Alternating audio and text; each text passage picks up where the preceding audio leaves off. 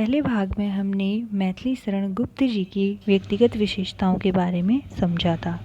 अब हम आगे बात करते हैं कि किस प्रकार मैथिली शरण गुप्त जी में एक भक्त और कवि दोनों के रूप हमें देखने को मिल जाते हैं। वे स्वभाव से जितने मृदुल थे उतने ही गंभीर भी थे।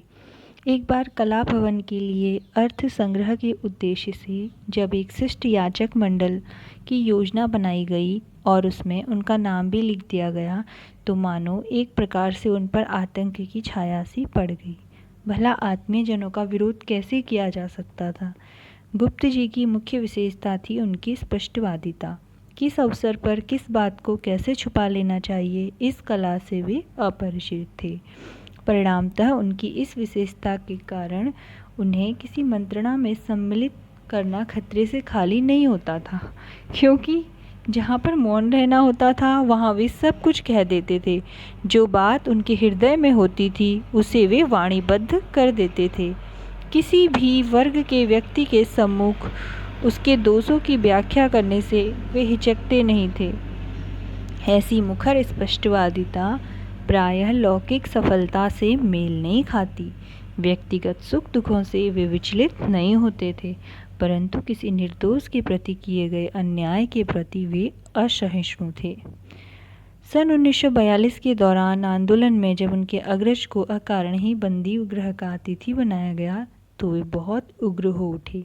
जेल अधिकारियों के यह पूछने पर कि आप कुछ कहेंगे के उत्तर में उनकी नम्रता शिला से टकराकर उग्रता में फूट पड़ी। आपका दिमाग खराब हो गया है, आपसे क्या बात करें। आप निर्दोषों को पकड़ते घूमते हैं।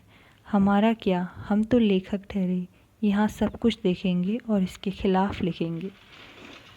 इतनी बड़ी बात उन्होंने ब्रिटिश शासन के दौरान पुलिस चौकी में कह दी। कवि होने के कारण गुप्त जी भावुक थे और भावुकता साथ चलने वाली कर्म तत्परता भी उनकी विशेषता थी। जब भी वे किसी को दुखी देखते तो उनकी आंखें सजल हो जाती। महादेवी वर्मा जी ने उनके लिए दद्दा शब्द यहाँ पे प्रयोग किया गया, बल्कि सभी लोग उस समय उन्हें दद्दा कहा करते थे।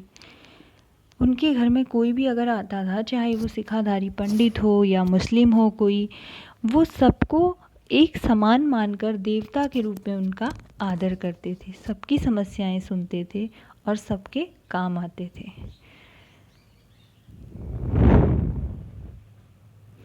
इस तरह इनका जो व्यक्तित्व था वो बड़ा ही सुंदर और आकर्षक होने के साथ साथ मृदुल भी था। किसी का बनता हुआ मकान देखना, किसी की नई दुकान का निरीक्षण करना, किसी के खेत की बात पूछना वे अपना कर्तव्य समझते थे। गुप्त जी की आस्था उस गहराई तक पहुंच चुकी थी जहां दूसरों के विरोध की आंधी का भय नहीं रहता। परिणामतः उनमें उस सतर्कता का अभाव था जो तो भिन्न विचार वालों को नहीं मिलने देती। यदि आप अत्यंत साधारण जीवन व्यतीत करने वाले पुत्र के लिए पूर्वजों के ऋण की छाया कष्ट है, तो गुप्त जी ने इस कष्ट के अंगार पथ को पार किया।